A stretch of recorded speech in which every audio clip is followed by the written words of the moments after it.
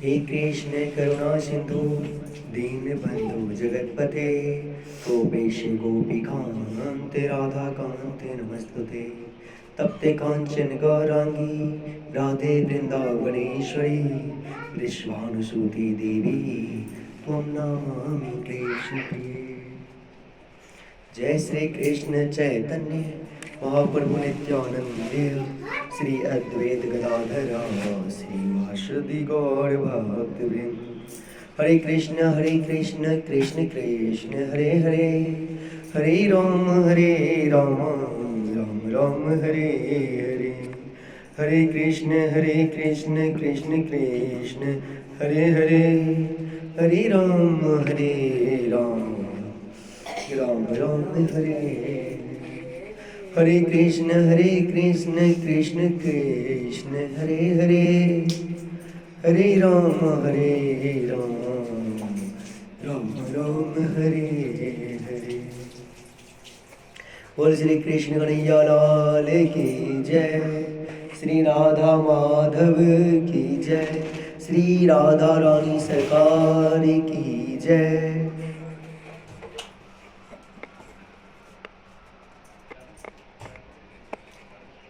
कल भगवान जन्म कृष्ण भगवान राम कृष्ण का हमने जन्म देखा। आज कथा पंचम दिवस में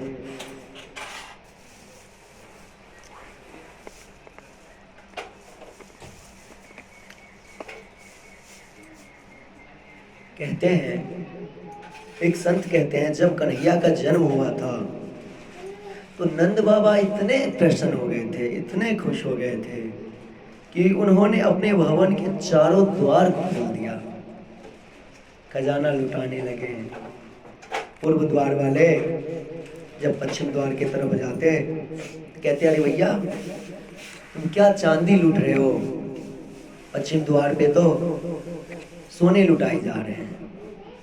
पश्चिम द्वार वाले जब उत्तर की तरफ जाते हैं तो उत्तर द्वार वाले कहते हैं, अरे आप लोग क्या चांदी में लगे हुए हैं, सोने में लगे हुए हो, देखो उस द्वार पे तो हीरे मोती जवाहर लगे हुए हैं, लुटाए जा रहे हैं। सब वहीं पे अपना माल छोड़ते दौड़ते उत्तर तरफ, जहाँ पे सोने के बदले में हीरे मोती जवाहर लुटाए जा रहे थे। नंद बाबा इतना धन लुटाए कि संपूर्ण ब्रज में वसुंधरा दिव्य आभूषणों से ढक गई। इस प्रकार नंद उत्सव जो हुआ बहुत आनंदित रहा। इसके नंद उत्सव के कुछ ही दिनों के पश्चात हमारे नंद बाबा गोकुल की रक्षा का भार अन्य लोगों को सौंप दिए कि भैया गोकुल का ख्याल रखना, हमारा छोटा सा नन्हा है कृष्ण बलराम, उसका ख्याल रखना। और मैं स्वयं नंद बाबा स्वयं चले गए वार्षिक कर चुकाने के लिए मथुरा राजा को। जब वो कंस के पास जाते हैं वार्षिक कर चुकाने के लिए तो बड़े आनंद की बात है कि वसुदेव जी महाराज मिलते हैं। और वसुदेव जी महाराज जब देखते हैं तो एक दूसरे के मित्र थे, नंद बाबा वसुदेव जी एक मित्र थे, बहुत अच्छे मित्र थे। एक दूसरे का गला पकड़ करके आलिंगन करके बड़े बहुत समय तक एक दूसरे का आंखों से आंसू टपकता रहा, प्रेम झलकता रहा, मित्रतापन दिखता रहा।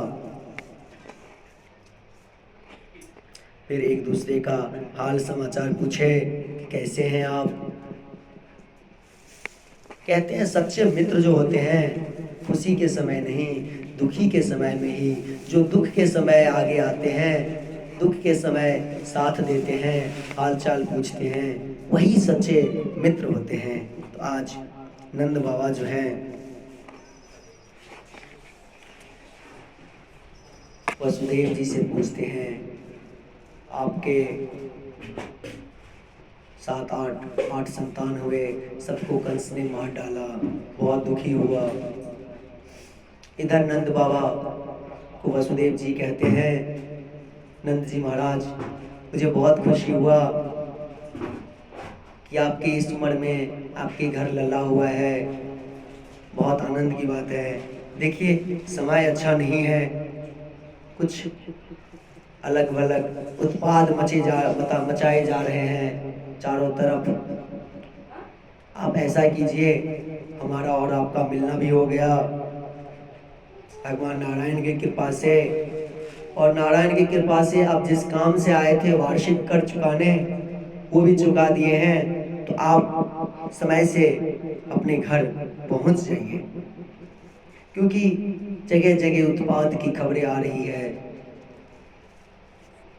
तो आज वासुदेव जी नंद बाबा एक दूसरे को फिर से आलिंगन करते हैं, और नंद बाबा अपना जूता छकरा लिए गोकुल की ओर यात्रा करते हैं।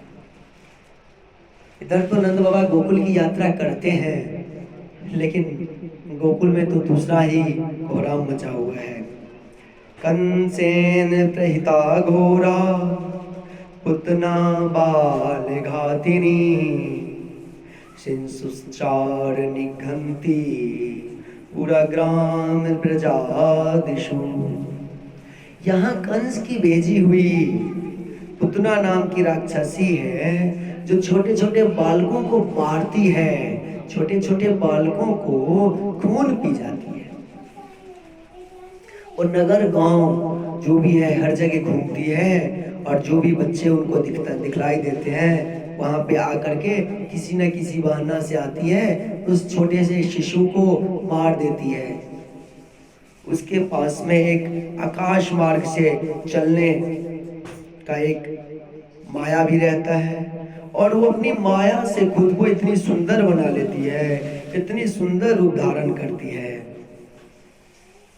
कि जो भी ब्रजवासी उसे देखता है तो साक्षात लगता है कि लक्ष्मी आ गई है। सब कहते हैं साक्षात लक्ष्मी का दर्शन करने के लिए, साक्षात कन्हैया के दर्शन करने के लिए लक्ष्मी आ गई है। किसी ने भी उसे रोका नहीं, क्योंकि वो अपनी माया से इतनी सुंदर इतनी खूबसूरत दिख रही थी कि किसी ने उसे रोका ही नहीं। कन्हैया ने जैसे ही पुतना को देखा तो अपने दोनों नेत्रों को बंद कर लिया। एक विद्वान कहते हैं कि पुतना ने अपनी माया से सुंदर स्त्री का रूप धारण कर लिया था, तो कन्हैया के सामने आता, जब कन्हैया के सामने आएगी पुतना, तो कन्हैया के सामने थोड़ी ना माया को टिक पाएगा, तो राक्षसी बन जाती। और जब वो राक्षसी बन जाएगी तो मैया यशोदा मैया रोहिणी मैया सब देखेंगे तो सब डर जाएंगे, जितने भी गोप कुमार हैं गोपी हैं सब डर जाएंगे। इसलिए कन्हैया अपना आंखें बंद कर लेते हैं। एक विद्वान कहते हैं कन्हैया ने सोचा मैं गोकुल में आया माखन मिश्री खाने, लेकिन ये पुतना मासी तो आकर के मुझे आज छठवां दिन भी नहीं हुआ कि जहर खिलाने के लिए ही आ गई है। तो आंखें बंद करके शिव जी को याद करते हैं, कहते हैं भोलेनाथ ये जहर खाने का तो आपको पहले से ही प्रैक्टिस है, आइए आप ये जहर स्वीकार कीजिए और उसके बाद माखन मिश्री जो रहेगा मैं खाऊं। एक विद्वान कहते हैं भगवान कृष्ण का दाहिना आंख जो है सूर्य देव है, और बायां आंख जो है नेत्र चंद्रमा है। तो आज सूर्य और चंद्रमा कहते हैं भगवान कृष्ण, भले आप इनको पुतना राक्षसी को आप घर में प्रवेश करो, लेकिन मैं आपके अंदर प्रवेश नहीं होने दूंगा। इसलिए आंखें बंद कर लेते हैं।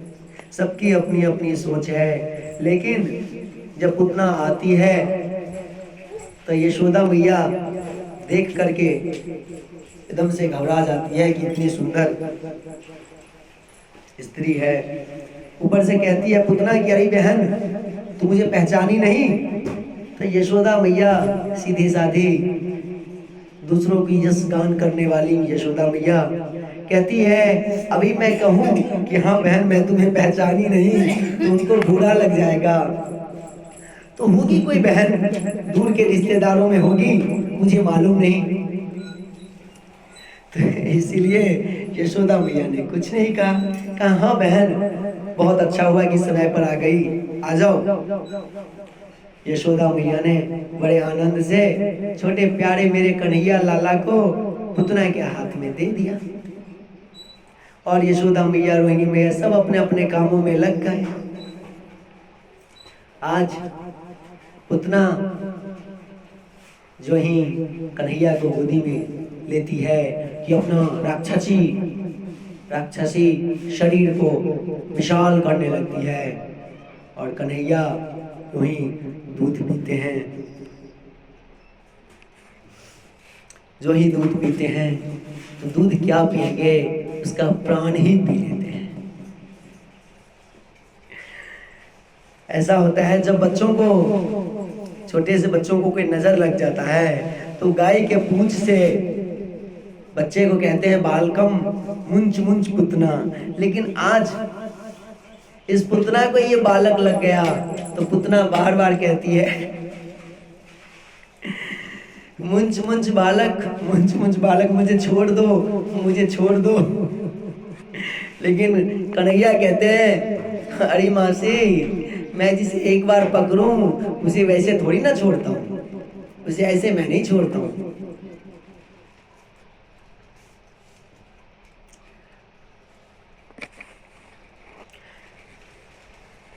जब कन्हैया उसका पूरा दूध पीते हैं तो पुतना अपने विशाल शरीर को धड़ाम से गिराती है। एक पंडित कहते हैं पुतना का शरीर इतना बड़ा था कि उसकी अलके गिरी वो अलीगढ़ हो गया, जहां उसका गला गिरा वो आगरा हो गया, जहां उसका हाथ गिरा वो हथरस हो गया। गोपियों ने पुतना के छाती पे कन्हैया को खेलते हुए देखा तो तुरंत वहां से उतार करके गोमूत्र से स्नान करवाया, भगवान नारायण के नामों का उच्चारण किया। राधे राधे।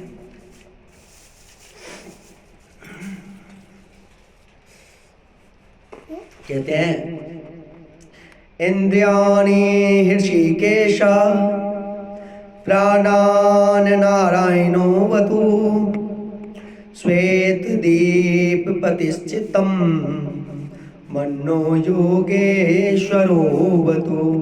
हे ऋषिकेश, भगवान इंद्रियों की रक्षा करना, नारायण अब प्राणों की रक्षा करना, श्वेत दीप के अधिपति बड़ा भगवान चित्त की और योगेश्वर भगवान मन की रक्षा करना। आज देखिए भगवान नारायण, भगवान कृष्ण के नाम को लेकर के ही कन्हैया को झाड़ा लगाया जाता है। दसम स्कंद के 8वें अध्याय के 22 से 29 श्लोक जो है, इसको नित्य पाठ करने से उनका बालक जो है स्वस्थ रहता है। बोल श्री बांके बिहारी लाल की जय। जब मथुरा से नंद बाबा वापस आ रहे हैं तो देखते हैं, मन में सोचने लगे वसुदेव जी जो है कोई ना कोई देव अंश से ही है, उनका कहना कभी गलत नहीं हो सकता है। मुझे भी कुछ ना कुछ अपशकुन दिखाई दे रहा है। आते हैं, जब नंद बाबा गोकुल आते हैं तो सब रास्ते में ही कहते हैं कि बहुत अनर्थ हो गया, बहुत ही अनर्थ हो गया। तो बोलते हैं क्या अनर्थ हो गया? तो कहते हैं, सुखदेव जी कहते हैं पुतना लो के बाल घनी राक्षसे रुधिराशना जिंगासियापि हरये अस्तनम दत्वात साध गतिम। परीक्षित से कहते हैं, परीक्षित पुतना जाति की से तो राक्षसी थी, लेकिन छोटे छोटे बालकों को मार डालना, उसका रक्त पी लेना उसका काम था। कृष्ण को भी वो मारने की इच्छा से आई थी, परंतु उसे कन्हैया ने माता की गति प्रदान की। कम व दयालु शरणम ब्रजेम। तो ऐसे दयालु को छोड़ करके हम किसकी शरण ग्रहण करें? समझिए हमारे कन्हैया क्या कैसे हैं लाला। जो उनको मारने के लिए आई, खून पीने के लिए आई, उसको कन्हैया ने लाला कन्हैया ने उसको माता का गति दे दिया। अब सोचिए, तो कौआ दयालु शरणम ब्रजेम, ऐसे कन्हैया को, ऐसे लाला को छोड़ करके कहां जाए। परम पूज्य गोस्वामी तुलसीदास कहते हैं, ऐसे को उदार जग माही, बिनु सेवा जो दरवे, दीन पर राम सरिस को नाही। ऐसे को उदार जग माही, जो गति अच्छे अच्छे योगियों को नहीं मिलता है, वो गति भगवान कन्हैया ने, कृष्ण ने ऐसे ही में उदार कर दिया, ऐसे ही पुतना को दे दिया। धीरे धीरे फिर नंद बाबा, पुतना के शरीर तो बहुत विशाल था, अब शरीर को छोटा छोटा टुकड़ा करके उसको जलाया गया। बोल श्री कृष्ण कन्हैया लाल की जय। अब देखिए संकट भंजन लीला। संकट भंजन जो है, सुखदेव जी कहते हैं, परीक्षित, जब भगवान कृष्ण हमारे कन्हैया लाला प्यारे 3 महीने के हो गए, तो उन्होंने पहली बार करवट बदला। तो मैया यशोदा ने सभी गोपियों को एकत्रित किया, ब्राह्मणों से स्वास्थ्य वाचन करवाया, कन्हैया को स्नान करवाया, अच्छे अच्छे वस्त्र पहनाए, गोपियां ने बधाई गाने लगी। मैया ने देखा कन्हैया को नींद आ रहा है, तो कन्हैया को एक छकरे छोटे से बैलगाड़ी के नीचे पलना में डालकर सुला दिया। इसी समय सक्टासुर नाम का एक दैत्य आया।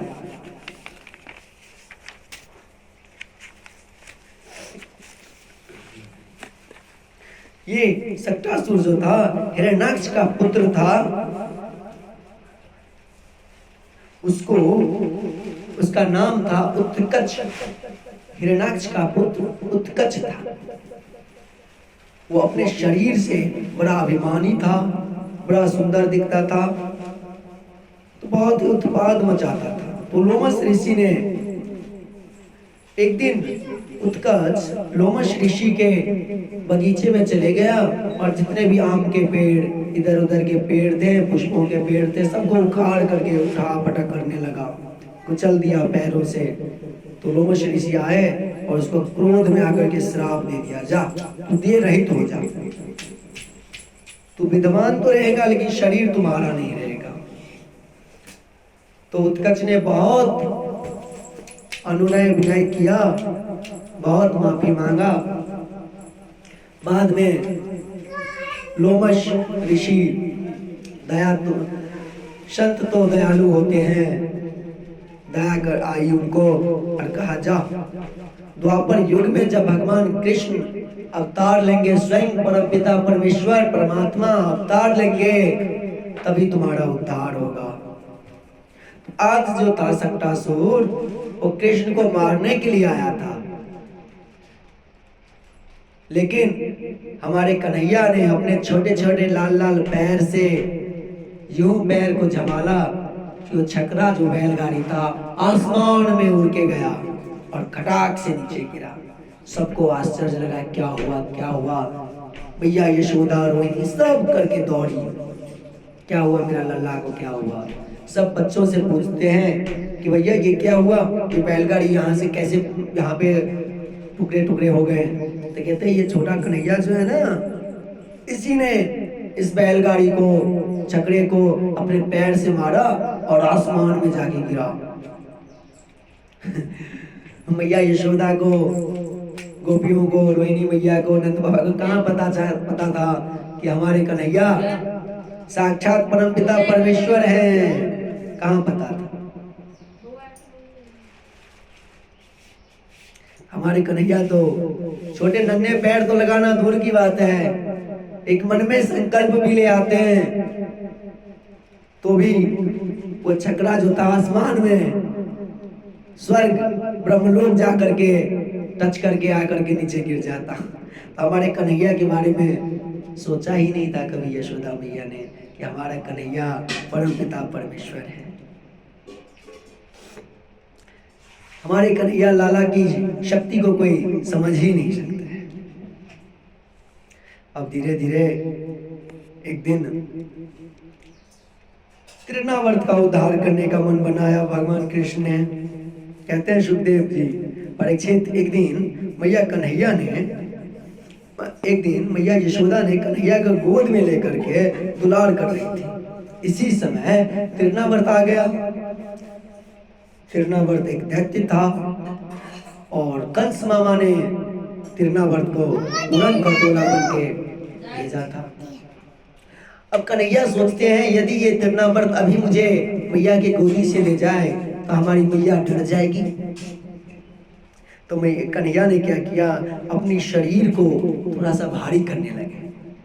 जब भारी करने लगे तो मैया यशोदा लल्ला को जमीन पर बिस्तर करके सुला दिया, खुद थोड़ा सा इधर उधर काम करने लग गई। तृणावर्त आए, पूरन खटोला साहब आए। कन्हैया मन ही मन सोच रहे हैं मामा ने पूरन खटोला भेजा अपने भांजे के लिए, तो स्वीकार किया जाए। तृणावर्त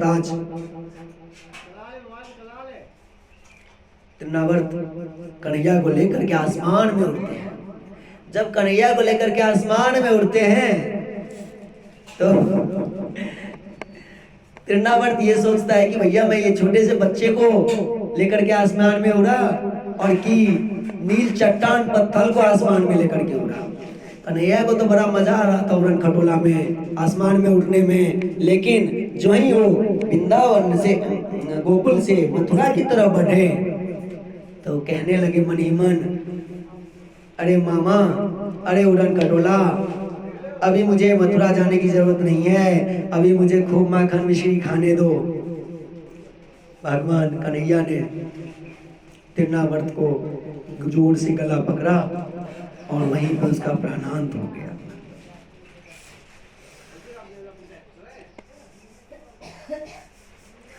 पापी जो है अपने ही पाप के द्वार मारा जाता है। कन्हैया सत्पुरुषों से आशीर्वाद लिया। सब यशोदा मैया सबको आश्चर्य लगा, मेरे कन्हैया के ऊपर कैसा संकट आया, बच गया। ब्राह्मणों को बुला करके स्वस्ति वाचन करवाया, फिर से झाड़ा लगाया। कन्हैया को भी बड़ा आनंद आ रहा था। एक दिन मैया यशोदा कन्हैया को दूध पिलाने लगी और दूध पिलाते पिलाते सोची कि कन्हैया को कहीं अपच ना हो जाए दूध, तो उसको मैं दूध पिलाना बंद करूं। लेकिन कन्हैया दूध पीना बंद ही नहीं कर रहा। तो मैया यशोदा कन्हैया के पैरों में थोड़ी सी गुदगुदी करने लगी। पैरों में जब गुदगुदी करने लगी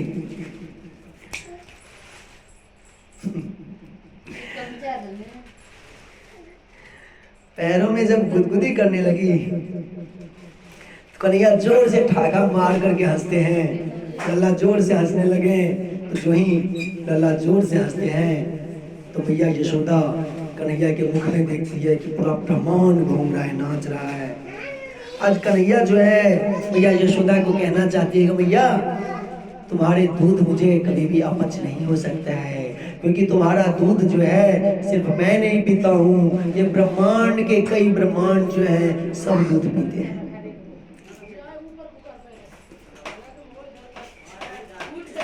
बोले श्री कन्हैया लाल की जय, कृष्ण कन्हैया लाल की जय। और बहुत ही सुंदर समय आया नामकरण का। गर्गा पुरोहितम, जय श्री राधे। गर्गा पुरोहितो राजन यदुनाम सुमहातपा ब्रजम जागाम नंदस्या वसुदेव प्रचोदिता। परीक्षित, एक समय यदुवंशों के पुरोहित गर्गाचार्य जी नंद बाबा के गोकुल में आए। जब नंद बाबा के गोकुल आए हैं तो नंद बाबा ने गर्गाचार्य को देखा तो उनका खूब स्वागत किया, सत्कार किया। जब स्वागत सत्कार किया तो गर्गाचार्य जी बहुत प्रसन्न हुए और कहते हैं, महाराज हमारे घर 2 छोटे छोटे लल्ला हैं, आप उसका नामकरण कर दीजिए, मैं तो आपके ही इंतजार में था। तो गर्गाचार्य कहते हैं कि नंद बाबा, नंद जी देखिए, यदि मैं नामकरण करूं और यदि कंस को पता चल गया तो मैं तो यदुवंशियों का पुरोहित हूं, तो जरूर कहीं ना कहीं कंस को मन में शंका होगा कि आपका जो लल्ला है वो वसुदेव जी के ही लल्ला होंगे। तो मैं नहीं चाहता हूं कि मेरे वजह से आपके ऊपर कुछ आफत आए। आज नंद बाबा कहते हैं, महाराज जी, गुरुदेव ऐसा कीजिए, हमारा जो गौशाला है ना, गौशाला में आप चलिए, सुंदर से नामकरण कर दीजिए, क्योंकि जब आप नामकरण करेंगे, गौशाला में नामकरण करेंगे ना तो कोई अच्छे दिन खोजने की जरूरत है। मौके पे आप भी आ गए हैं, फिर कब आएंगे, नहीं आएंगे। कोई भी शुभ काम यदि करना हो तो गौशाला में कीजिए, तो कोई भी अशुभ चीजें वहां पर नहीं आती है। गौशाला के पास कोई भी वास्तु दोष, कोई किसी प्रकार की अशुभ ग्रह नक्षत्र गौशाला में नहीं प्रवेश करता। और वृंदावन धाम जो है एक गौशाला ही है, इसलिए वृंदावन धाम में कोई वास्तु दोष नहीं होता है। वृंदावन धाम में कोई किसी प्रकार का दोष नहीं होता है, किसी प्रकार का अशुभ नहीं होता है। तो कहते हैं नंद बाबा, आप नामकरण तो कर दीजिए गौशाला में आकर के, हमारे और आपके सिवा किसी को भी पता नहीं चलेगा। तो वैसे सच पूछिए तो गर्गाचार्य, पुरोहित गर्गाचार्य जी को भी मन तो यही था कि मैं दोनों लल्ला परमपिता हमारे जो परमेश्वर हैं इनका नामकरण करूं। आज नामकरण करने के लिए आते हैं। भैया यशोदा कहती है कि मैं अपने कलुआ बलुआ का नामकरण न करवाऊं, मुझे तो यही पसंद है, कलुआ और बलुआ। इतने सुंदर, इतने प्यारे नाम है। पता नहीं धोती कुर्ता पहन लिया, माथे पे तिलक कर लिया तो खुद को बड़ा विद्वान समझता है। लेकिन नंद बाबा कह रहे हैं तो चलो आज जाते हैं, इस पंडित की हम परीक्षा लेते हैं। तो यशोदा मैया कृष्ण को रोहिणी के हाथ में गोद में दे देते हैं और बलराम जी को अपने गोद में ले लेते हैं। कहते हैं चलो।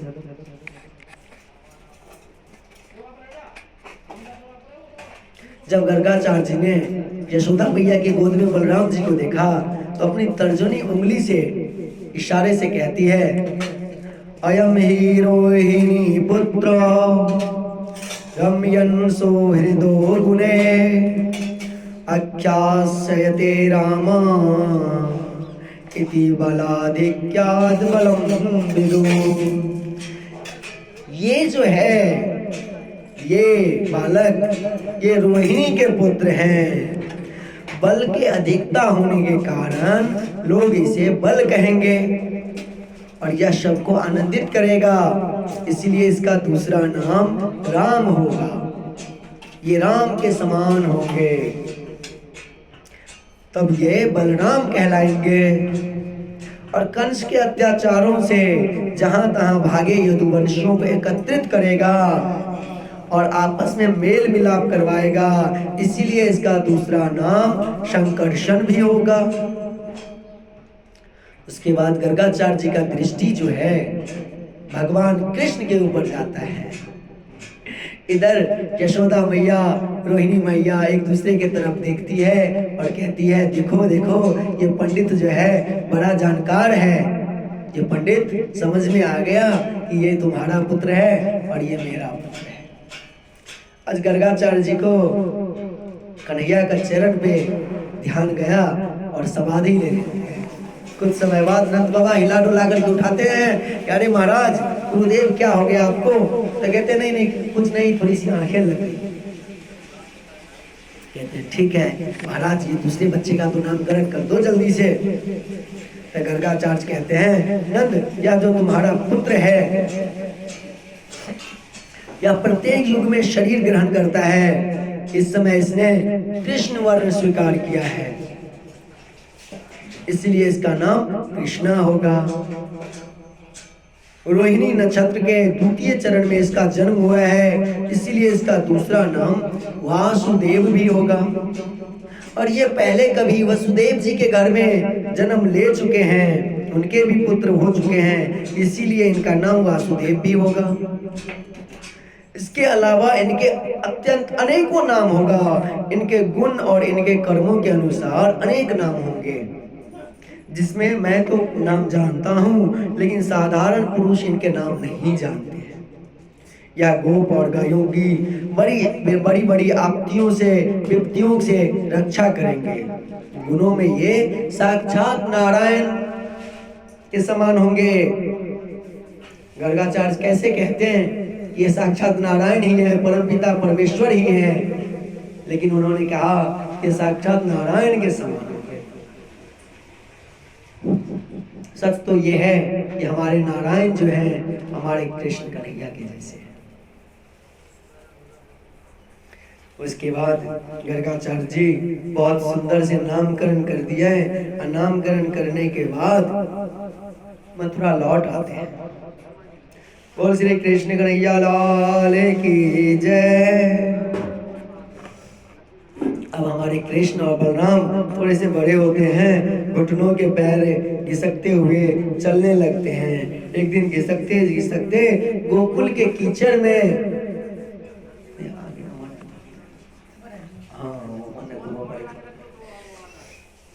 गोकुल के कीचड़ में पहुंच गए। अच्छा ठीक है। मैया यशोदा देखती है कि कृष्ण बलराम को कीचड़ में देर बुन कर रहा है, इधर उधर घूम रहा है, पूरे शरीर में कीचड़ कीचड़ लगा रहा है। तो मैया यशोदा कहती है तुम शुक्रोशी, कहते हैं मैया यशोदा अरे कन्हैया तू शुक्र है क्या? पिछले जन्म में शुक्र था। तो कन्हैया सोचते हैं अरे मैया को कैसे पता कि मैं पिछले जन्म में शुक्र श्री बड़ा भगवान था, बड़ा रूप में भी अवतार ले चुका हूँ।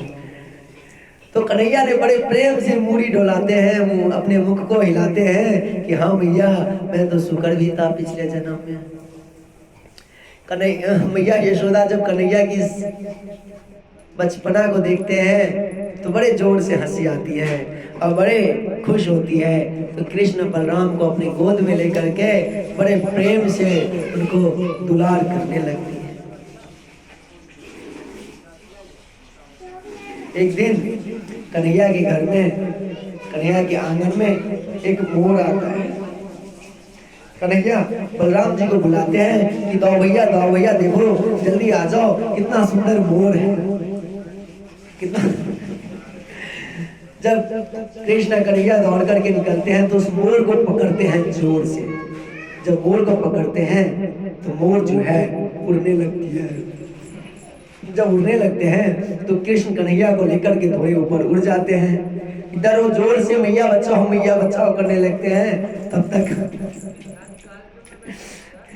कन्हैया मैया कहती है, यशोदा मैया कहती है अरे कन्हैया छोड़ दे। तो एक हाथ से तो कन्हैया मोर को पकड़ा हुआ है और दूसरे हाथ से अपने पैजामे को, अपनी धोती को पकड़ा हुआ है। तो कन्हैया को ऐसा लगता है कि मैया कहती है कि धोती को छोड़ दे। तो मैया के कहने पे कन्हैया ने आज धोती को छोड़ दिया। भाई साहब कृष्ण बलराम कन्हैया दोनों नंगे हो गए। इसके बाद कहते हैं अरे धोती को नहीं छोड़, मोर को छोड़ दे। मोर को छोड़ते हैं, धड़ाम से नीचे गिरते हैं। एक दिन एक छोटी सी गौ माता आती है, बड़ी प्यारी। कृष्ण बलराम क्या करते हैं, गौ माता का पुछरी पकड़ लेते हैं। जब पुछरी पकड़ते हैं तो बछड़ी जो थी बहुत तेज भागती है। एक बार पकड़ने की कोशिश किया, नहीं पकड़ पाए, फिर कभी आते हैं, फिर पकड़ने की कोशिश करते हैं। ऐसे ही करते करते वो बार बार ऐसे ही करते थे। एक दिन कन्हैया ने क्या किया, तो गौ माता का पुछड़ी ही पकड़ लिया।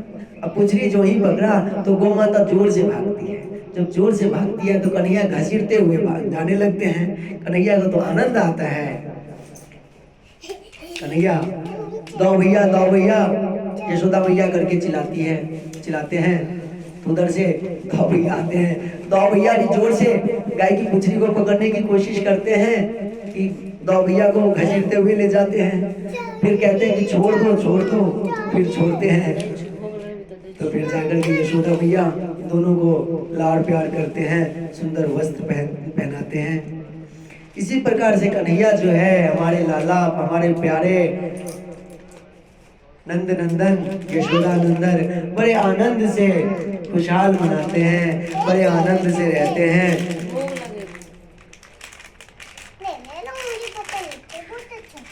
जब बाकी के सखी गोपियां कन्हैया को इस तरीके से देखती है कि हर घर में जाकर के मतलब अपने आंगन में बहुत सुंदर सुंदर लीलाएं करते रहते हैं, तो गोपियां भी आपस के अपने आप में मन में करती हो, काश कन्हैया मेरे घर भी आते हैं और मेरे घर भी थोड़े से उठा पटक करते हैं, अपनी लीला करते हैं।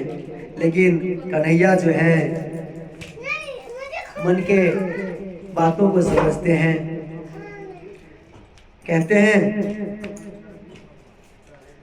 आज कन्हैया अपने दोस्तों को बुलाते हैं और कहते हैं, सुनो दोस्तों, तुम देख रहे हो कि हमारे गोकुल धाम से गाय को पालते हैं हम लोग, दूध दही होता है हमारे यहाँ, लेकिन हमारे गोकुलवासी, हमारे बाबा लोग सब दूध दही को, घी को जाकर के मथुरा में बाजार में बेच आते हैं। कुछ ना कुछ ऐसा करते हैं और देखते हो मथुरा वाले सब अपना दूध दही घी खा करके मोटे मोटे हट्टे हो जाते हैं, और तुम कितने दुबले दुबले हैं। देखो जरा विप्लव मंगल को देखो कितना दुबला हो गया है, सुदामा को देखो कितना दुबला हो गया है, हमारे दो भैया को देखो कितना दुबला हो गया है। ये सब घी सब जो है माखन मिश्री चले जाता है हमारे मथुरा। कुछ करना चाहिए, तो क्या करना चाहिए? तो कहते हैं चलो हम सब मिलकर के बाल गोपाल चोर विद्या प्रचार मंडल करते हैं। एक ग्रुप बनाते हैं, उसका नाम रखते हैं बाल गोपाल चोर विद्या प्रचार मंडल। कहते हैं बहुत अच्छा, चोरी करने का कन्हैया बहुत अच्छा सिखला रहे हैं। तो कहते हैं कन्हैया, अरे कन्हैया यदि मैं पकड़ा जाऊं तब क्या होगा? तो कहते हैं ऐसे थोड़ी ना बोल रहा हूँ कि दूसरे घर में चोरी करो, पहले अपने घर में चोरी करो। जब हम अपने घर में चोरी करेंगे तो थोड़ी ना पकड़ा जाएंगे। पकड़ा भी जाएंगे तो भैया थोड़ा सा डांटेगी मारेगी थोड़ी ना, प्रथम फर्स्ट टाइम रहेगा तो। कहते ठीक है, घर में प्रैक्टिस करेंगे और घर में प्रैक्टिस करने के बाद फिर अपना बाहर अपना घर घर में चोरी करेंगे। भगवान के मन में तो रहता है कि जैसे गोपियों का मन में है कि कन्हैया हमारे घर आकर के लीला करे, तो हम सबके घर में जाकर के लीला करेंगे। आज कन्हैया अपने घर में एक माखन का मटका लगा रखा रहता है। माखन के पास पहुंचता है और बड़े सुंदर से माखन जो ही लेने वाला रहता है, तो उनका जो दीवार रहता है, शीशे का दीवार रहता है, उसमें मोती हीरे मोती सब लगे रहते हैं। तो शीशे में उस हीरे मोती में भगवान कृष्ण की परछाई दिखता है। कन्हैया छोटे प्यारे लल्ला कहते हैं अपने छाई को, अपने परछाई को, अरे भैया देख, तेरा जो हिस्सा है तुझे मैं दे दूं, ठीक है, तू लेकिन भैया से ना कहियो। शीशा भी यही कहता है कि तेरा जो हिस्सा है मैं तुझे दे दूं, तू भैया से ना कहना। तो कहते हैं कि मैं तुमको कह रहा हूं ये मेरा घर है, तो वो परछाई कहता है कि ये तो मेरा घर है। इधर फिर कन्हैया कहते हैं तू मेरे घर में घुस गया है। परछाई कहता है कि तू मेरे घर में घुस गया है। शीशी से आवाज आती है। इधर मैया यशोदा को होता है कि हमारे कन्हैया कहाँ क्या कर रहा है, किससे बात कर रहा है। तो बोलता है कन्हैया क्या कर रहा है। तो कन्हैया कहते हैं भैया देखना अपने घर में चोर आ गया है, उसी चोर को भगा रहा हूँ, तो मुझे भगा रहे हैं। तो मैया आती है और थोड़ी सी हुल्की देती है, तो देखती है कि वो शीशे में अपने परछाई से बात कर रहा है। बोले चलो ठीक है, हुल्की दे करके निकल गए। फिर उसके बाद कहते हैं देख ये मेरा घर है, लेकिन तुझे भी रहना है तो तू भी रह। आपस में वार्तालाप करते हैं, कहते हैं ठीक है, दोनों जन माखन खाते हैं, मैया को नहीं बोलेंगे। बोले ठीक है। माखन निकालते हैं, अपने मुंह में लगाते हैं। जो ही कन्हैया मुंह में माखन लगाते हैं कि चारों तरफ जो है घंटियां खुद ही खुद स्वयं में स्वयं बजने लगती है। तो मैया यशोदा कहती है बहुत समय हो गया, कन्हैया अभी तक आया नहीं, घर से निकलता नहीं है, तो जरा देखूं, भूख भूख लगा होगा, बहुत समय हो गया। जब देखने के लिए आती है तो कन्हैया के तो मुख में माखन भरा हुआ है। तो कहते हैं कन्हैया क्या हुआ, ये माखन तूने चोरी किया। कहते नहीं भैया मैंने माखन नहीं खाया, ये जो परछाई ये देख रहे हो, ये जो सामने में भैया है ना, अपनी परछाई के बारे में बोल रहे थे, ये माखन खा रहा था, तो मैंने मटके को खींचा, मटके को अपनी तरफ खींच लिया, उसी की वजह से, उछलने की वजह से थोड़े से मेरे शरीर पे गिर गए। और भैया तूने, फिर मैया कहते हैं तेरे हाथ में इतना कैसे माखन लग गया, पूरे बाजू तक। कहते मैया नहीं समझी, वो तूने जो कंगन पहना रखी है ना, वो कंगन मेरे हाथ में जलन दे रहा है, इसीलिए मैंने माखन में हाथ डाल दिया ताकि थोड़ी सी ठंडक लग जाए। आज यशोदा मैया अपने कान्हा का ये भोलेपन देख करके बड़ी मन ही मन मुस्कुराती रहती है। कहती है अच्छा ठीक है, तेरे हाथ में तो कंगन बड़े जलन कर रहे हैं, इसलिए तूने माखन में हाथ डाल दिया। अब बता तेरे मुख में क्यों क्यों लगा हुआ है, क्या हो गया। कहते मैया ऐसा हुआ, प्यार से देखो, एक चींटी था ना, एक चींटी मेरे पैरों के ऐसे ऐसे ऐसे ऐसे करके आकर के धीरे धीरे धीरे धीरे मेरे मुख के बगल से वो चींटी जाने लगी।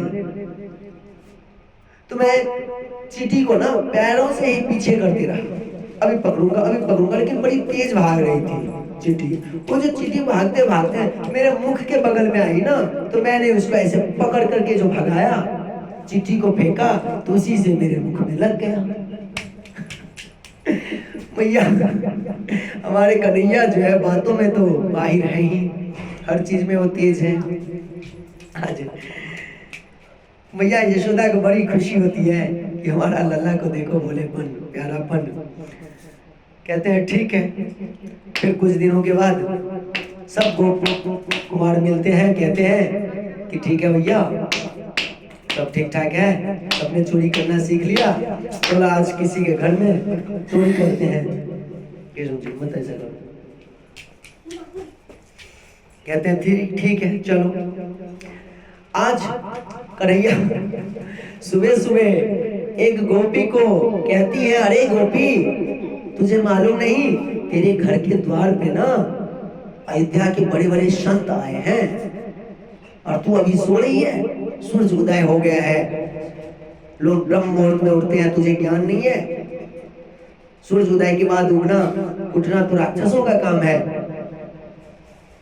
आजकल तुम राक्षसी सी हो गई हो।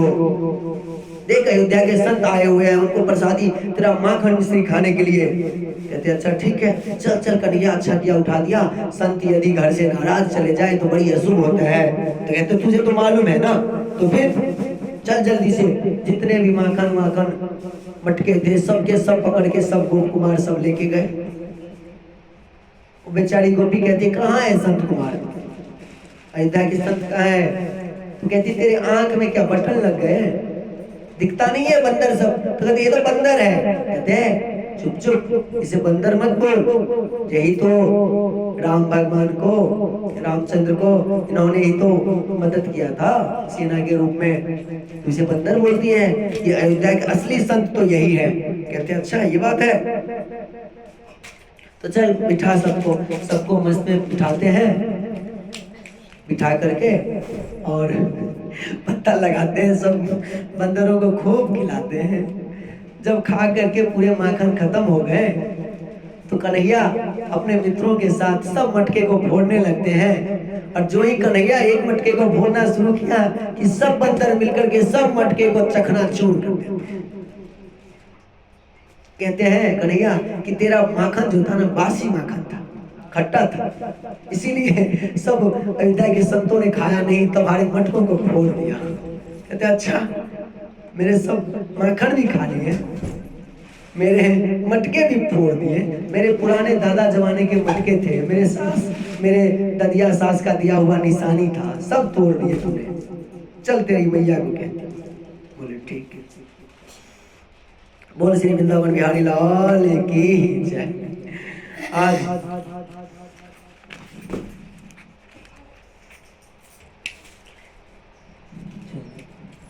आज एक गोपी जो है मैया यशोदा को कहने आती है कि मैया देख,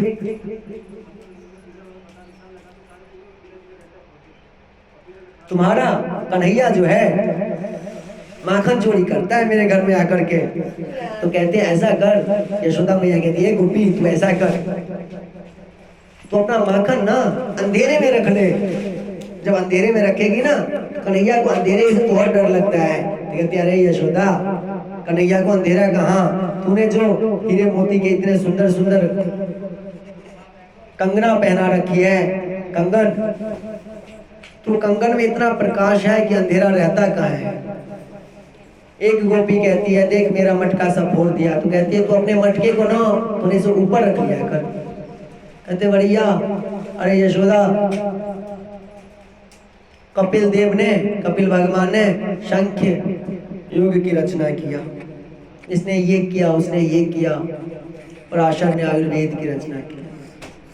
लेकिन तुम्हारे कन्हैया ने बाल चोर प्रचार मंडल किया है, बाल गोपाल चोर प्रचार मंडल का आयोजन किया है। चोरी करने का नया नया सिद्धांत, नया नया रूप बनाता है। कहती है यशोदा मैया ऐसा, तुम सब मिल करके मेरे कन्हैया पे लांछन लगा रही है, कभी पकड़ के दिखा। तो कहते हैं ठीक है, पकड़ के ही दिखाऊंगा। एक दिन कन्हैया देखती है कि एक गोपी जो है अपने घर में जब भी सोती है, छत पे सोने के लिए जाती है, खटिया पे, चरपाई पे, तो पूरे माखन को ना नीचे मटके बांध कर रख करके सोती है और उसके ऊपर सोती है। कन्हैया सोचा चल इसका कुछ तो कुछ उपाय करना ही पड़ेगा। कन्हैया चुपके से आता है, चुपके से आकर के उसके मुख को पहले बांध देते हैं। मुख को बांध करके दोनों हाथ दोनों पैर को चरपाई में बांध देते हैं और जोर से कहती है वाह। इसके कान में जो वाह कहते हैं डराने के लिए, तो बेचारी गोपी डर के मारे उठती है। जब उठती है वो तो खटिया लेकर के ही उठ जाती है, और खटिया लेकर के जब उठती है तो उसके दिमाग में सुबह सुबह जो डर बैठ गया, कन्हैया ने जोर से वाह जो किया तो डर जो बैठ गया उसके, वो छटपटाने लगी, अपनी मैया के पास गई कि मैया भूत भूत देख, भूत लग गया मुझे, भूत ने बांध दिया, भूत ने ऐसा किया। तो कहते हैं उसकी मैया अरे भूत ने नहीं, ये कन्हैया का काम है, जरूर ये कन्हैया ने ही बांधा होगा, ये भूत भूत कोई नहीं होता है, कन्हैया ही सबसे बड़ा भूत है। एक गोपी जो थी प्लान बना रही थी कि अब तो मैं कन्हैया को पकड़ूंगी ही पकड़ूंगी। कहते हैं कन्हैया भी सोच रहे थे भैया तू मुझे पकड़ेगी, देख मैं तुमको पकड़वाती हूँ, कैसे तुम्हारी हालत ठीक करती हूँ। ठीक है,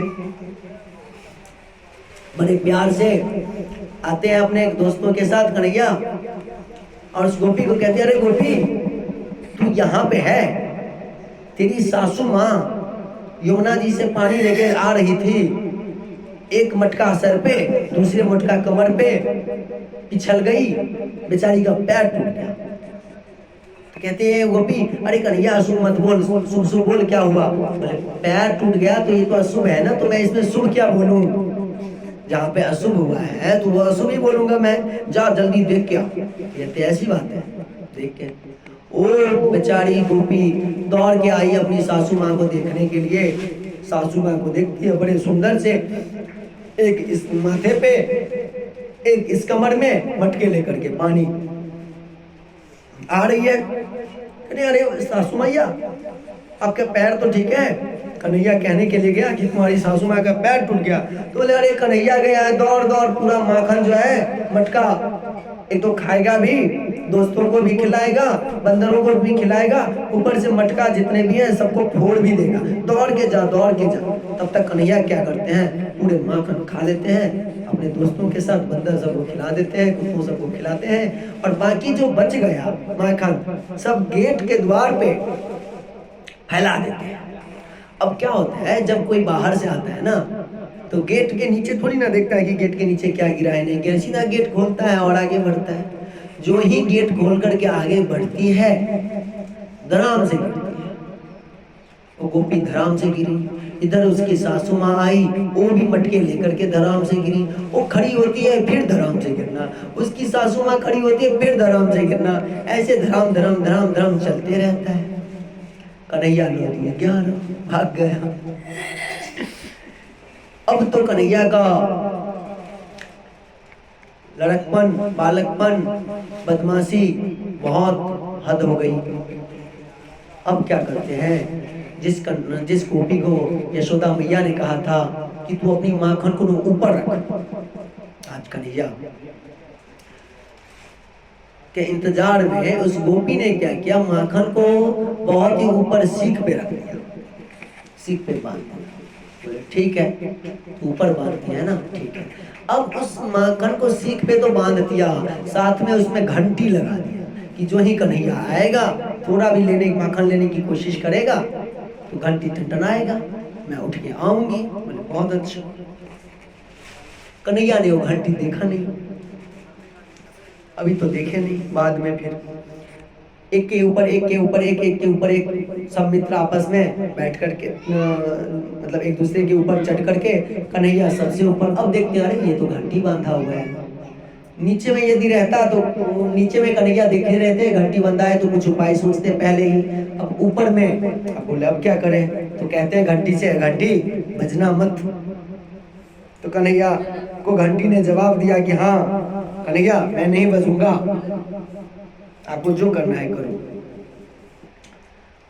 आज मटके से कन्हैया माखन निकाल करके नीचे गिरा रहा है, सब मित्र जितने भी हैं मुंह बा करके, मुंह खोल खोल करके सबके मुख में डाल रहे हैं बड़े अच्छे से। अब कन्हैया की खुद की बारी आई कि थोड़ी सी माखन मैं भी खा लूं, इस गोपी का माखन कैसा है देखूं। हाथ जो ही मुंह में लगाते हैं, घंटी जोर से टन टन टन टन टन करने लगते हैं। अब सबके सब धरम धरम धरम धरम गिरता है, कन्हैया लटके रहता है। कहता है कन्हैया अरे घंटी तू क्यों बजा, तो बोलते हैं अरे ठाकुर जी यदि आज मैं नहीं बजता, आपके भोग के टाइम में यदि आज मैं नहीं बजता तो मेरा तो अस्तित्व ही खत्म हो जाता। कहते अच्छा चल ठीक है। इधर से गोपी आई, बहुत जोर से पकड़ के कन्हैया को नीचे उतारी और बोलती चल आज तो मैंने पकड़ लिया है, आज यशोदा मैया के पास ले जाओ।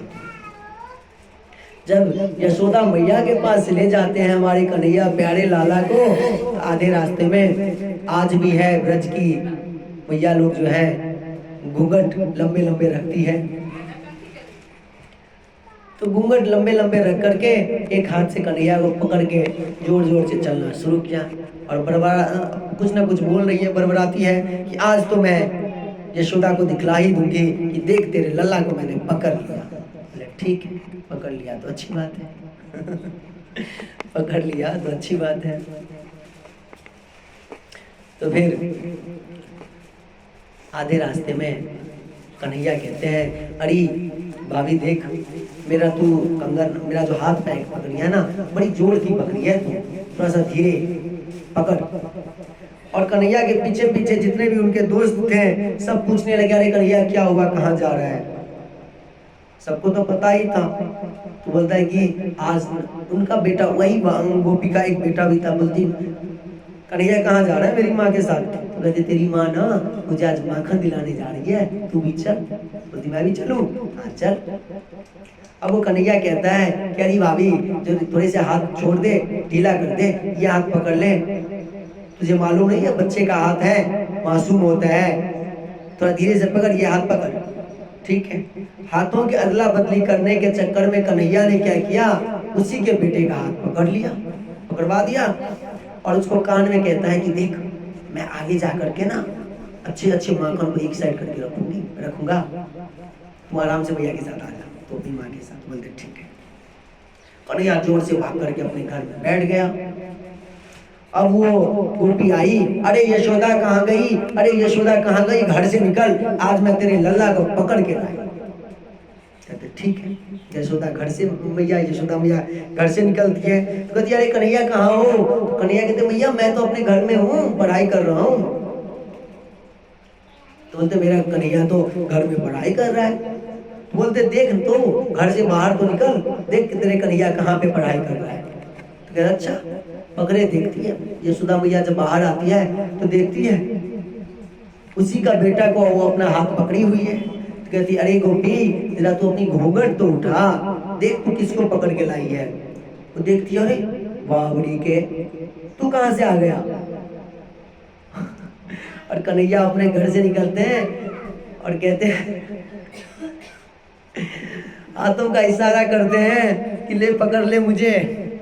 आधे रास्ते में जब गोपी वापस आती है तो कन्हैया भी आते हैं, कहते हैं भाभी देख अभी यदि तू मुझे फिर से पकड़ने की कोशिश की तो अभी तो तेरे बेटे का हाथ पकड़ा आया हूं मैं, और अगले बार जो मुझे पकड़ने की कोशिश भी की ना तो तेरे जोरू का हाथ में तेरे हाथ में डाल। कहते बहुत अच्छा, ठीक है। इसी प्रकार से कन्हैया हमारे लाला प्यारे श्याम सुंदर बहुत तरह का मस्ती करते हैं, बहुत आनंद आता है। कन्हैया के क्या होता है, यशोदा मैया जो है सब गोपियों को डांट करके भगाती है। एक दिन तो अब थोड़ा सा कन्हैया के ऊपर में भी चार्ज होता है कि तो अब किसी के घर नहीं जाएगा, गोपी भी कोई तुमको लेने के लिए नहीं आएगी, खिलाने के लिए नहीं आएगी, थोड़ी सी ऐसा होता है। तो बेचारा कन्हैया अपना बैठे रहते हैं, ठीक है नहीं जाऊंगा, मैया ने कहा है नहीं जाने के लिए, नहीं जाऊंगा नहीं तो मैया मारेगी, मैया मारेगी तो ठीक है। अब कहते हैं एक गोपी आती है गोबर लेने के बहाने। अब कन्हैया का बहुत दिन से दर्शन नहीं हुआ तो चल गोबर लाने के बहाने यशोदा के पास जाओ। तो यशोदा से कहती है अरे यशोदा थोड़ी सी गोबर दे दे। तो कहती है गोबर का ढेर रखा है, जो लेना है ले ले। जो ही वो गोपी गोबर लेने के लिए आई तो कन्हैया आ जाते हैं, कहते हैं कि अरे गोपी गोबर नहीं मिलेगा, और गोबर जितना लोगी जितने टोकरी उतना तुमको हमें माखन खिलाना होगा। कहते ठीक है, तू टोकरी काउंट गिनती करते रहे और जितना गिनती होगा उतना मैं तुझे माखन बाद में दे दूंगी। ठीक है, 1 2 4 6 10 8 10 12 ऐसे ही काउंटिंग करते करते कन्हैया फिर भूलने लगे। बोले अरे देख गोपी मैं भूल जा रहा हूँ, बच्चा हूँ ना अभी, तो ऐसा कर जितना टोकरी ले जा रहा है उतने छोटा छोटा ना मेरे गाल पे ना मेरे मुख पे ना ऐसे लगा दिया कर, फिर बाद में गिन करके बेईमानी मत करना और तू मुझे इतना माखन खिला देना। बोले ठीक है। अब उसके मुख पे चारों तरफ से लगे हुए हैं। अब जब पूरे मुख भर गया, सुबह से शाम तक हो गया, तो कहते हैं कन्हैया अरे गोपी देख मेरा पूरा मुख भर गया है, तू पहले काउंट करके, सुबह से बैठा हूँ मेरा गला सूख गया है, तो जितने गोबर तूने मुझे मेरे मुख पे लगाई है उतना मुझे पहले माखन दे दे, उतने लोटे, उसके बाद फिर तू और ले जाना कल।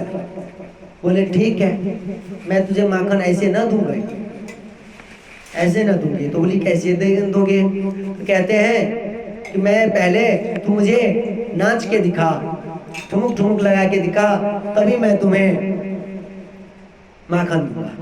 तो आज कन्हैया जो है मुख के ऊपर गोबर लगा हुआ है, गोबर का टिकिया बना हुआ है और एक हाथ माथे पे एक हाथ कमर पे लगा करके ठुमुक ठुमुक ठुमुक ठुमुक आज नाच रहे हैं। तो भक्त कबीर रशी खान कहते हैं, शेष महेश गणेश दिनेश सुरेश हूँ जाहि निरंतर गावे, जाहि अनादि अनंत अखंड अछेद अभेद सुवेद बतावे। नारद से शुक व्यास रटे, पछिहारे तो पुनि पारे न पावे। ताही आहिरी की छोछड़िया, छछिया भर छाछ पे नाचे नचावे। कहते हैं शेष महेश दिनेश गणेश सब कोई जिनका गान गाते हैं। नारद से शुक व्यास भी उनके पीछे पीछे पड़े रहे, लेकिन उनके बारे में समझ ना पाए, उनके पार न पा सके। आज वो गोपी जो है एक लोटे छाछ के लिए देख कन्हैया को कैसे नचा रही है, देख करके बड़ा आनंद आता है। एक दिन इसके बाद मृद भक्षण मिला होता है। एक दिन भगवान कन्हैया ने मिट्टी खाई तो भैया ने देख लिया, तो भैया देख लेते हैं, उनके मित्र देख लेते हैं। यशोदा मैया को कहते हैं कि मैया देख कन्हैया ने मिट्टी खाया है। कहते अच्छा ऐसी बात है, ऐसी बात है, मुंह खोल दे कन्हैया। कहते मैया मैंने मिट्टी नहीं खाया है। कन्हैया समझते हैं कि पिछली बार जब मैंने मुंह खोला था तो मैया ने पूरे ब्रह्मांड को देख करके डर गई थी, तो नहीं फिर ना डर जाए, पहले मना करते हैं कि नहीं नहीं मैंने मिट्टी नहीं खाया है। तो कहते हैं सब तुम्हारे मित्र कह रहे हैं, तो कह रहे हैं कि अरे ये सब तो जानबूझ करके तुझसे ना हमें मारवाना चाहता है भैया। कल ऐसा हुआ था कि खेल खेला था और खेल में खेलते खेलते तूने देखा ना, तूने मुझे बुला लिया ना, तो मैं आ गया ना, तो इसलिए अभी वो खेलवाना नहीं चाहते हमारे साथ, अपने साथ वो मुझे खेलने नहीं देना चाहते। और मैं जो तंग करता हूँ ना, तो इसीलिए वो चाहते हैं कि मैया यशोदा को बता दूंगा, कुछ ना कुछ मैया को बताऊंगा तो मैया जो है इसको पकड़ करके रखेगी और खेलने नहीं देगी। बोलिए ऐसी बात है, कोई बात नहीं, तुम मुंह खोल के दिखाओ। कहते हैं मुंह खोल के दिखाओ।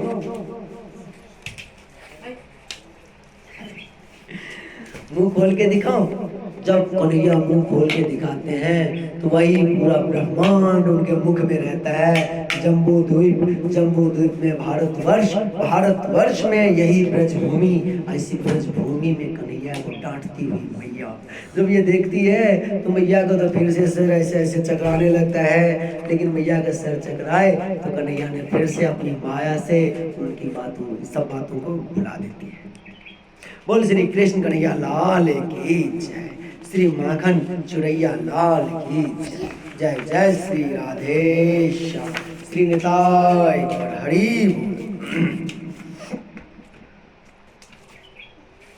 कहते हैं राजा परीक्षित पूछते हैं कि हे शुकदेव जी महाराज, ऐसा कौन से कर्म किए थे, ऐसा कौन सा पवित्र साधन किए थे नंद बाबा और यशोदा मैया ने कि जिनके घर पे कन्हैया साक्षात परमपिता परमेश्वर उनके घर पे लीला कर रहे हैं। तो शुकदेव जी कहते हैं द्रोणो वसुनां प्रवरो धैर्य सवार्यया करिष्यमान आदेशान ब्रह्मणस्तकमुवाच।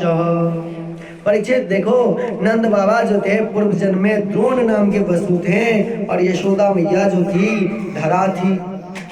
ब्रह्मा जी के आदेश पर जब ब्रह्मा जी का आदेश हुआ कि जाओ सृष्टि करो, तो जाकर के भगवान की साधना करने लगे। और जब भगवान को साधना करने लगे तो भगवान प्रकट हो गए।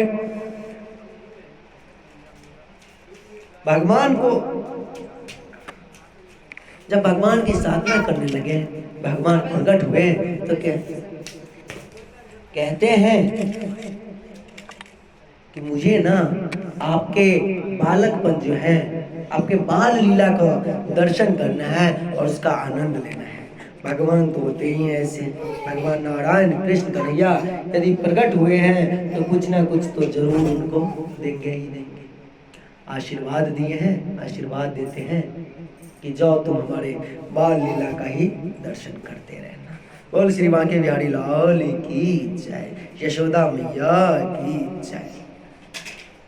एक दिन ऐसा हुआ, एकदा गृहे दाशिषु यशोदानंद गेहिनी कर्मांतरा नियुक्तासु निर्ममंथा स्वयं दधी। यशोदा मैया जो है एक दिन क्या करते हैं, अपने घर के सारे कामों को, अपने घर के सारे कामों को दासियों को लगा देती है और माखन जो है खुद से दही मथने लगती है। उसी समय कहीं से कन्हैया आते हैं और कहते हैं मैया मुझे अपने आपके गोदी में ही रहना है और आपके गोदी में आकर के दूध पीना है। यशोदा मैया कन्हैया को तो दूध ले लेते हैं, गोदी में दूध पिलाते हैं और दूध पिलाते पिलाते फिर उनको नीचे रख देते हैं और अपने दूसरे माखन बनाने में चले जाते हैं। आज क्या होता है कि कन्हैया का जो है मन जो है तृप्त नहीं होता है और मैया के गोदी में बैठने का मन करता है, लेकिन कन्हैया बड़े बेचैन हो जाता है कि भैया तो नीचे रख दिया। उनको बहुत क्रोध आता है। जब तक मैया यशोदा दूसरे माखन को देखने गई है तब तक कन्हैया उठते हैं, खड़े होते हैं, एक हाथ में मोटा सा डंडा लेता है। डंडा लेकर के जितने भी पुराने पुराने मटके थे दूध दही के सब फोड़ फाड़ दिया। सब माखन, मिश्री माखन सब नीचे गिर गया, पूरे मटके सब तोड़ ताड़ दिया। यशोदा मैया उधर से आती है तो देखती है, कहते कि अरे ये कैसे हुआ, ये किसने किया। और ऊपर से अब कन्हैया को पता चला तो मैया मुझे डांटेगी, मैया मुझे मारेगी, तो जोर से भागता है। जब भागता है तो कन्हैया मैया जो है उसको पीछे से पीछे भागना शुरू करती है। चारों तरफ ऐसे घूमते हैं, कन्हैया आगे आगे मैया पीछे पीछे, कन्हैया आगे आगे मैया पीछे पीछे, भागते रहते हैं। और मैया को तो ऊपर से पैर का, सिर का पसीना जो है पैर तक हो गया। मैया एकदम से थक गई, इतनी थकान थकी है, फिर भी गुस्से में लाल पीले होते हुए कन्हैया को बोलती है आज मैं तुम्हें छोड़ू नहीं, आज मैं तुझे छोड़ूंगा नहीं। पकड़ने की कोशिश करते हैं। आज कन्हैया वैसे थोड़ी ना किसी के हाथ में आ जाते हैं। जब तक कन्हैया खुद नहीं चाहे कि मुझे कोई पकड़ो तो थोड़ी हाथ में आ जाए। कन्हैया किसी के हाथ में संभव ही नहीं है। तो आज कन्हैया को ऐसा लगता है कि मेरी मैया जो है थक गई है। अब मेरी मैया थक जो गई है तो अब मेरी मैया परेशान हो गई है। तो ऐसा होता है कि कन्हैया खुद ही मैया को जा करके ऐसे पकड़ लेता है और दोनों पैरों को ऐसे पकड़ लेता है। मैया को तो थोड़ा सा ममतापन आ ही जाता है, लेकिन मैया सोचती है कि यदि मैं इसे आज डांटूं नहीं, आज यदि मैं इसे कुछ सजा नहीं दूं ना तो ये बिगड़ जाएगा, बदमाश हो जाएगा। बदमाश तो है ही और बदमाश हो जाएगा। तो आज मैया क्या करती है, उनके बाल में ना एक फीता लगा रहता है, वो फीता खोलती है, उनको बांधने लगती है। जो ही बांधने लगती है तो फीता जो है 4 उंगली ही छोटा होता है, ज्यादा नहीं, 4 उंगली ही छोटा हो जाता है। कहते हैं ठीक है, घर की और रस्सी निकालते हैं, उसमें बांध करके जितना रस्सी बांधती जाती है तो उसमें 4 उंगली पीछे हो जाते हैं। कहते भैया ये कैसे। आज फिर से भैया यशोदा जो है एकदम से थकी जा रही है, रस्सी खोज करके पूरा मुंह जो है सूख गया है, पसीना आ गया है, गले सूख रहा है, मुंह से आवाज भैया यशोदा को नहीं हो रहा है, निकल रहा है। भगवान सो कहते हैं, संदेश देते हैं हमको आपको कि अरे मुझे बांधने के लिए पहले तुम्हें 2 कदम आगे बढ़ना होगा। 2 कदम तुम आगे बढ़ो, 2 कदम फिर मैं आगे बढ़ूं, तभी मुझे तुम अपने भक्ति के बंधन, अपने प्रेम के बंधन में बांध सकोगी, नहीं तो नहीं बांध सकोगी। तो आज कन्हैया खुद ही बंध जाते हैं। तो मैया क्या करती है, एक उखड़ में जोर से बांध देती है, बहुत सुंदर से बांध देती है और अपने कामों में लग जाती है। मैया यशोदा जो है आज कल को जब अपने कामों में लग जाती है। कन्हैया जो है फल को घसीटते घसीटते उनके आंगन में 2 वृक्ष रहता है।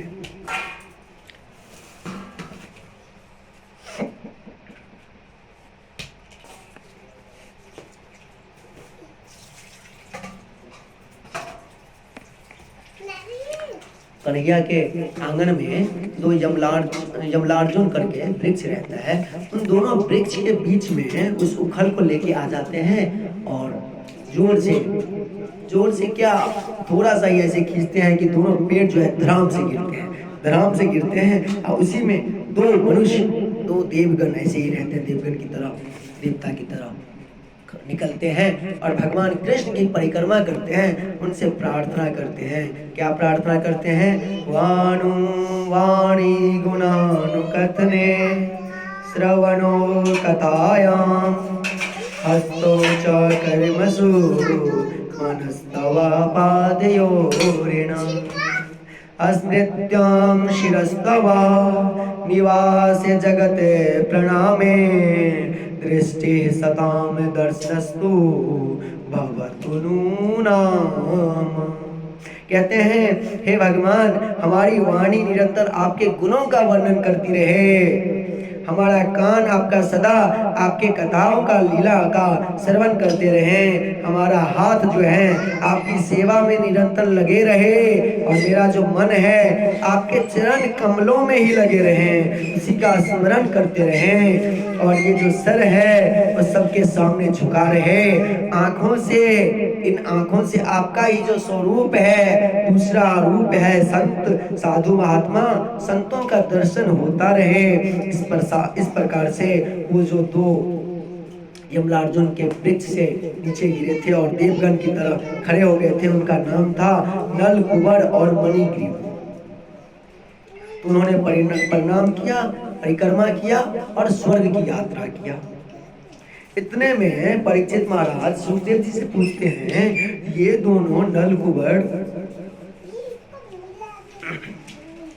नलकुबर और मणिग्रीव आखिर थे कौन? तो कहते हैं देखो, ये दोनों जो थे कुबेर के पुत्र थे, कुबेर के पुत्र हैं। एक समय में मदिरा के नशे में पानी में स्त्रियों के साथ क्रीड़ा कर रहे थे। उधर से नारद जी आते हैं और जब नारद जी आते हैं तो देखते हैं, एक तो पहले नारद जी उसको देख करके छोड़ देते हैं, कहते हैं जाने दो, अब मंगल कर्म कर रहा है, वो खुद ही गिरेगा। फिर कहते हैं, नारद जी सोचते हैं कि मेरा नजर किसी गलत लोगों पे गया और उसको मैंने सही राह नहीं दिखलाया, तो ये भी ये गलत हुआ। तो आज नारद जी फिर से वापस आते हैं और आकर के उनको कहते हैं कि जा, तू बिना वस्त्र का है ना, और तू कुबेर का बेटा है, लेकिन बिना वस्त्र का तुम एक साधु के सामने में भी स्त्री क्रीड़ा कर रहा है, तू वृक्ष के समान हो जा। तो आज वही नल कुंवर जो था वृक्ष के समान हो गया है। यमलार्जुन वृक्ष के समान हो गया। तो बहुत कहने पर नल कुंवर मणिग्रीव के बहुत मनाने पर नारद जी कहते हैं, जाओ, यदि तुम मना रहे हो तो ऐसा होगा, द्वापर युग में तुम हमारा इंतजार करो, कन्हैया का इंतजार करो। द्वापर युग में भगवान कृष्ण कन्हैया अवतार लेंगे और तुम्हें उद्धार करेंगे। बोल श्री मांगी बिहारी लाल की जय, हमारे प्यारे लाल की जय, श्री कृष्ण कन्हैया लाल की जय। अब जैसे ही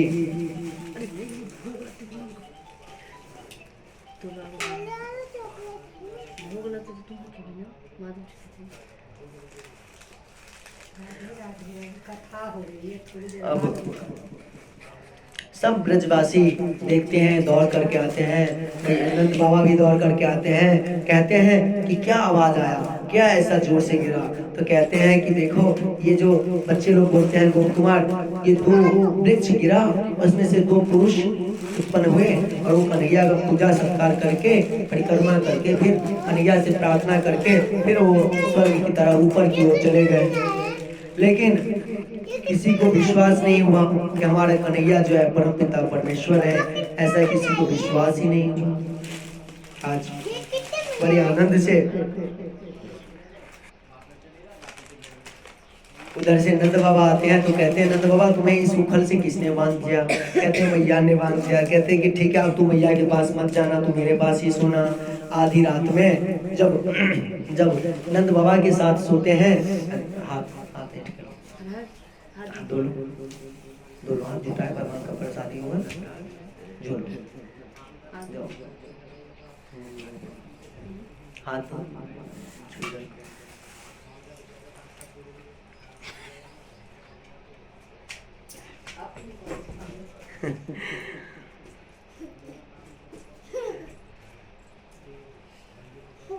आज आधी रात में कन्हैया को इधर नींद नहीं हो रहा है, उधर यशोदा मैया को भी नींद नहीं हो रहा है।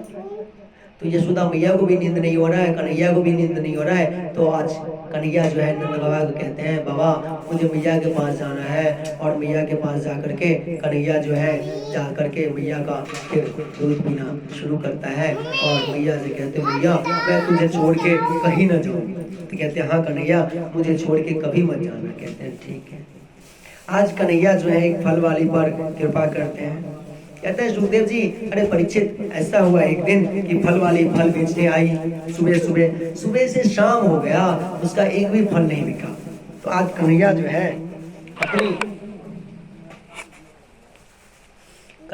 है बड़े आनंद से कन्हैया फल वाली मैया को कहती है मैया हमें कुछ फल मिलेगा? तो फल वाली जो थी क्या प्यारे कन्हैया का हाथ, छोटा छोटा हाथ दे करके, इतना मुस्कान भरा कन्हैया को देख करके हाथ में दोनों हाथ में फल दे दिया। उधर से कन्हैया जो है अपने घर से कुछ अनाज लेकर के आते हैं और उसके टोकरी में रख देते हैं। आज जब ये फल वाली अपने घर पे जाती है तो घर पे जब टोकरी देखती है तो जितने अनाज थे सब के सब हीरे मोती जवाहर से भरे हुए थे।